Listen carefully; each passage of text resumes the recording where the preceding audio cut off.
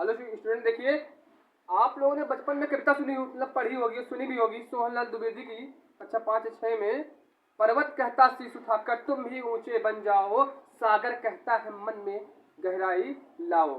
देखिए, दाने डालने से कबूतर पिंजरे में आते हैं, पकड़े जाते हैं, बाज नहीं पकड़ते। देखिए, कहने का हमारा ये मकसद है कि आप लोगों की परीक्षा की तारीख बहुत नजदीक आने वाली है और जुलाई में इलेक्शन हो चुके हैं। जुलाई में जहाँ तक का यूपी पुलिस में अपडेट आ चुका है कि आपका पेपर तारीख जल्दी से जल्दी आप बच्चों तक मिल जाएगी। देखिए, आप लोगों को इकाई का अंक पेपर में पूछ लिया जाता है तो सवालों को कैसे करते हैं। ठीक है, सवाल होते हैं उसके बड़े बड़े, तो बड़े बड़े सवाल हमारे पास इतना समय कम है। मतलब किसी ने कहा है कि पेपर करने की हद तक तेज होनी चाहिए कि सामने वाला भी दंग रह जाए कि इतनी स्पीड आपकी तेज कैसे हुई। तो स्पीड जो तेज कैसे होती है वो होती है आपके रिवीजन से। जितना ज़्यादा आप रिवीजन करेंगे उतना ज़्यादा आपका स्पीड आपकी तेज होगी। देखिए, करना का रिवीजन, ठीक है, आप तक का शॉर्ट ट्रिक से हम आपको बताने जा रहे हैं। ये आपका इकाई का अंक कैसे ज्ञात करते हैं। सबसे पहले देखिए एक बात, देखिए ये जो क्वेश्चन है आरपीएफ मतलब कांस्टेबल जो भर्ती चल रही है और यूपी पुलिस कांस्टेबल आपकी जो भर्ती चल रही है उसमें आपको पूछे जाने वाले क्वेश्चन है। ठीक है, जो आपका देखिए इकाई का अंक ज्ञात कीजिए। अगर क्वेश्चन पूछ लिया जाए, जब घात आपके 9 के ऊपर हो, अगर मान लो कोई पावर 9 के ऊपर लगी हो, वो भी कैसे होनी चाहिए, सम। आपको मालूम है कि सम विषम कैसे कहते हैं। जैसे कि सम कहते हैं कि जो संख्या 2 के पहाड़े से मतलब विभाज्य हो जाए, 2 से विभाज्य हो जाए उसे सम कहते हैं। विषम किसे कहते हैं, जिसे जो 2 के पहाड़े से विभाज्य ना हो उसे विषम कहते हैं, जो हो जाए उसे सम कहते हैं।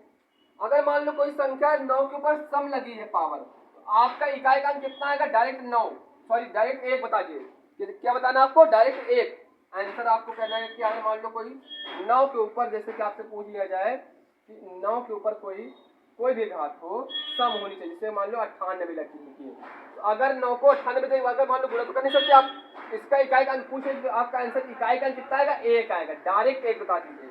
ठीक, अगर कोई मान लो 9 के ऊपर कोई विषम पावर लगी है तो उसकी इकाई का अंक कितना आएगा, 9 आएगा, उसका इकाई का अंक कितना आएगा, 9। जैसे कि विषम, जैसे 97 एक विषम संख्या है तो 9 के ऊपर 97 है तो उसको इसका आंसर इकाई का अंक कितना आएगा, आपका 9 आएगा। ठीक, ये हो गई दूसरी बात। अगर 4 के ऊपर कोई पावर लगी हो, पावर कैसी लगी होनी चाहिए, सम। अगर 4 पर कोई सम मतलब पावर लगी है तो आपका आंसर कितना आएगा, इकाई का अंक कितना आएगा, 6 आएगा।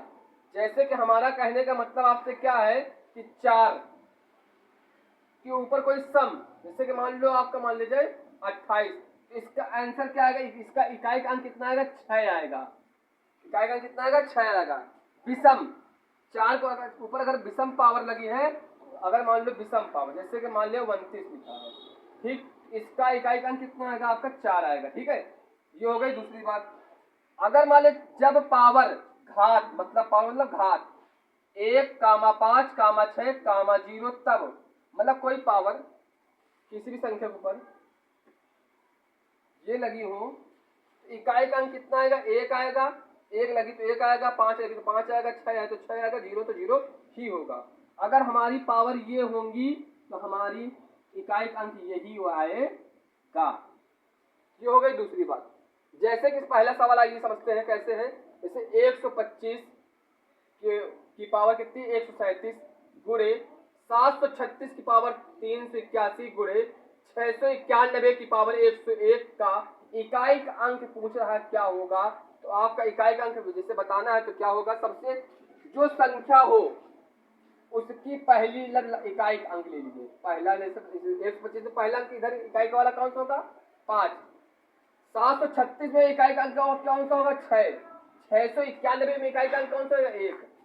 5, 6, 1, इन दोनों को इकाई का अंक निकालने के बाद आपस में गुणा कर लीजिए, कितना आया, 6 पंचे 30, 30 एकम 30, 30 का जो आंसर जो हमारा जो 30 आया है, 30 में इकाई का अंक कौन सा होगा, ये हो जाएगा इकाई और ये हो जाएगा आपका दहाई। इकाई का अंक बताना तो इकाई का अंक कितना है, 0।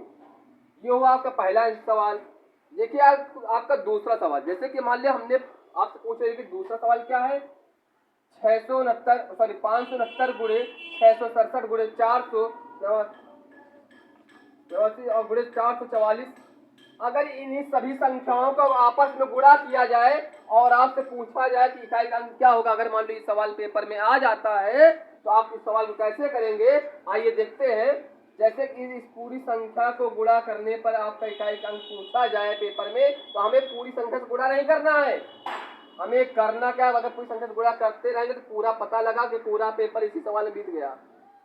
करना क्या, इन अंकों का इकाई अंक ले लीजिए, इन अंकों का इकाई अंक आप ले लीजिए, 9, 7, 9 और 4। अब इनको आपस में गुणा कर लीजिए, आपका आंसर कितना आएगा, 2288। ठीक, आपका 2288 है, तो इसका इकाई अंक जो होगा वही आपका इन संख्याओं को गुणा करने पर जो आंसर प्राप्त होगा वही उसका भी अंक का इकाई अंक होगा। इसे मालूम इसका इकाई अंक कितना है, इन संख्या गुणा करने पर 8 है, तो अगर इनका हम गुणा करेंगे तो उसका भी इकाई अंक 8 ही होगा। आइए सवाल नंबर दूसरा समझते हैं।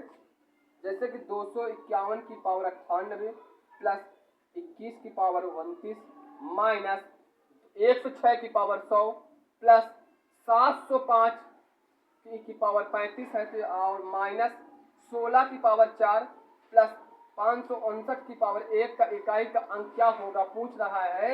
आपको करना कुछ नहीं है, आपको सवाल को हल नहीं करना, पावर तक खोलना ही नहीं, आपको करना क्या है, इन्हीं सवालों की मतलब इकाई का अंक ले लीजिए।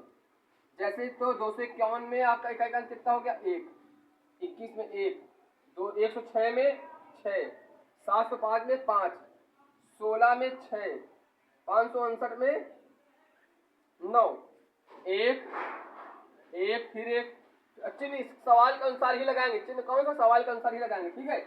माइनस का 6 प्लस का 5 और उसके बाद माइनस का 6 प्लस का 9।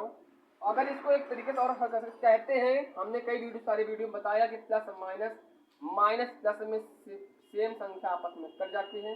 तो अगर मान लो 5 और ये कितना हो गया, 6 आपस में कट गया, और ये हो गया प्लस का 6 और ये हो गया माइनस का 6 कट गया, तो आपके पास कितना 10, 9 1 10 माइनस का ये वाला 6, 10 में 6 घटाओ कितना हो जाएगा 4। इस सवाल का अगर जब हल करके जो आंसर निकलेगा, उस सवाल का जो आंसर निकलेगा तो उसका भी अंक का इकाई का अंक कितना होगा, 4 होगा। और इस तरीके से भी अगर लगाएंगे तो इसका भी इकाई अंक 4 है। तो हमें ये तरीका को लेकर चलना है पेपर में, और आपका इकाई अंक कितना होगा, 4।